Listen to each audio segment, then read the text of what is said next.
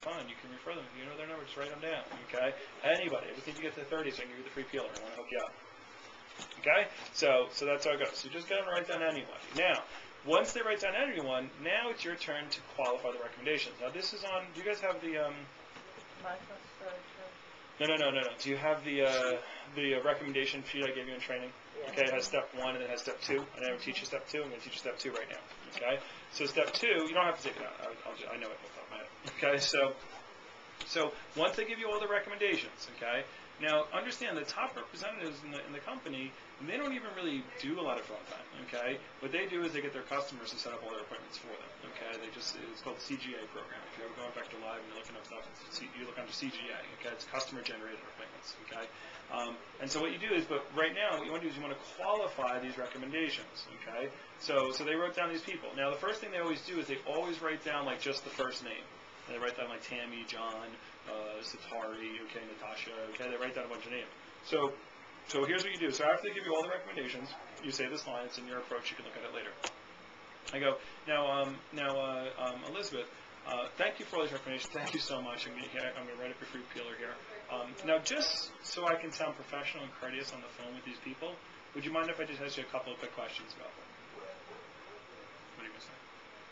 Sure. Okay. So like, yeah, sure. Okay. No, I want you to be rude and to my friends. Okay. So just so I can sound professional and courteous when I talk to these people on the phone, do you mind if I ask you just a couple of quick questions? Great. Okay. So now here, Tammy.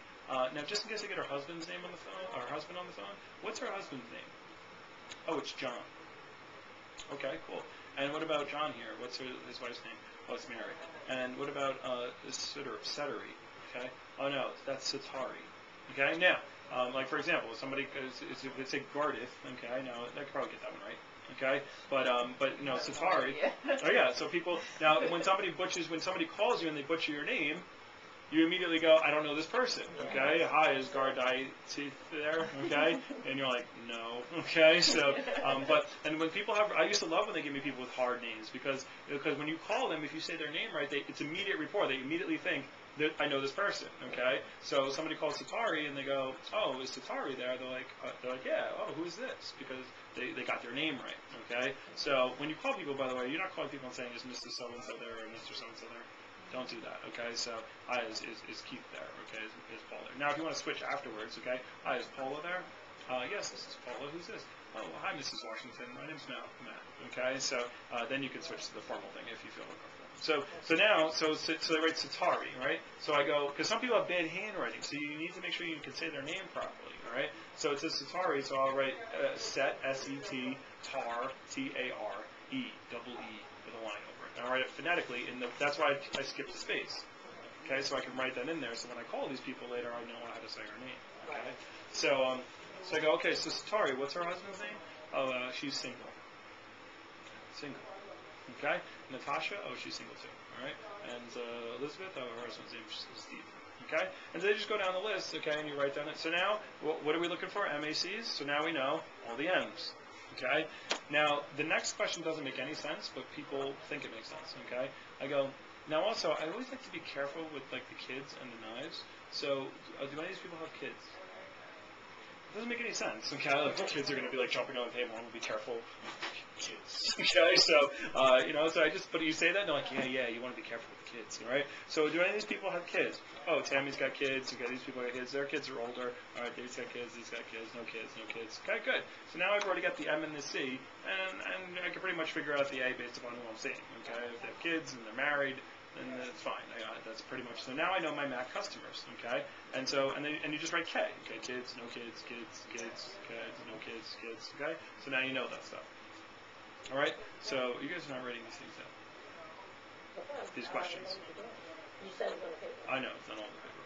Exactly how you do it. It's So not on the paper? no, not all the questions. Like how to phrase the questions isn't there. All right. So the question, what you need to know is on there, but not how to phrase the question. So number one.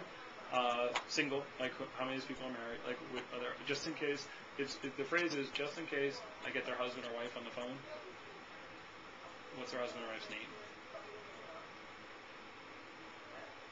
Okay, especially if you're a woman, you're calling, well actually women, you should always ask for the woman's name, okay, but sometimes they write down the guy's name, they write down John, so you want to, like, you want to do that. Plus, and never ask for the husband anyway, so For guys, it's very particularly you need to know the husband's name, because like sometimes I would call and I go, hi, is Garnet there? And the husband would pick up, hello, hi, is Garnet there?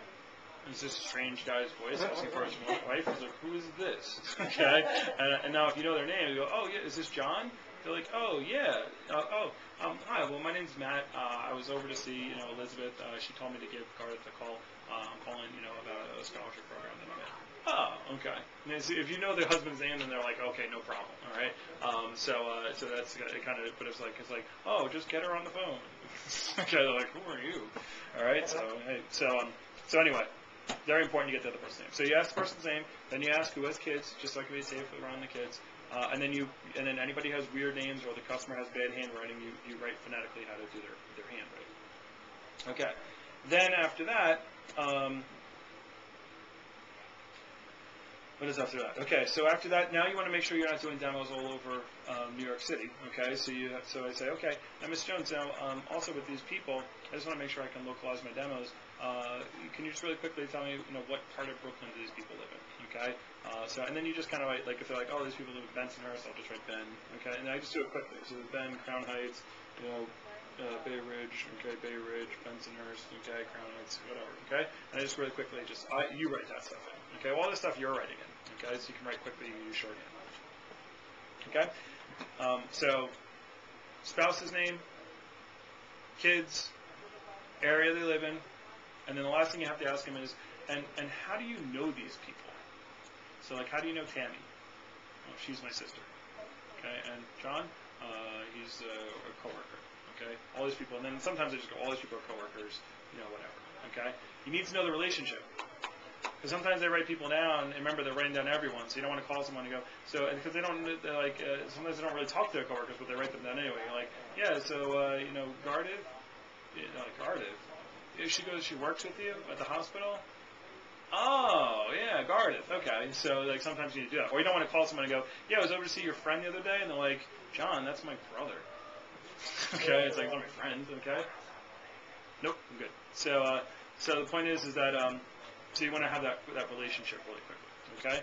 So now you've got all that stuff. Now the very last question you ask is I go, now, Mrs. Jones, thank you so much for all this information. By the way, I'm going to tell you I'm probably not going to call these people. So if you were me, which of these people would you call first? Okay? So if you were me, which of these people would you call first? And then they tell you all kinds of stuff. They're like, oh, John's loaded. He will buy everything from you. And Natasha, she cooks all the time. She's always baking stuff for the church and blah, blah, blah. Okay? And you just you just start your top people. In the future, what I'm going to teach you to do is how to get now those people to get called. Okay? Because what I would do is once they give me like 2 or 3 top people, once you get a lot of recommendations, you're not going to be calling. The reason why some people, the top representatives, have $1,000 average orders, they don't call everyone. They only call their top people. They really prospect and they get their top people.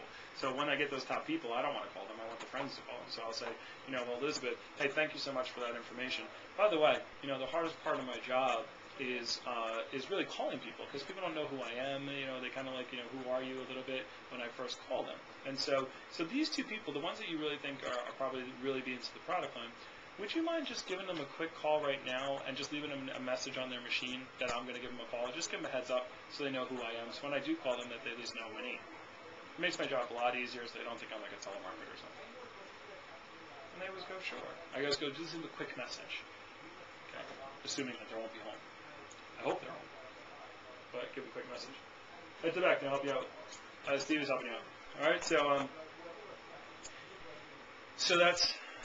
now they get up. Now you have to prep your customer if you're going to get them to set up appointments for you, okay?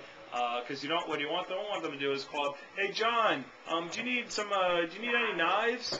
Okay, you need any expensive knives? I got a girl who's showing really good knives. You want to buy some? No?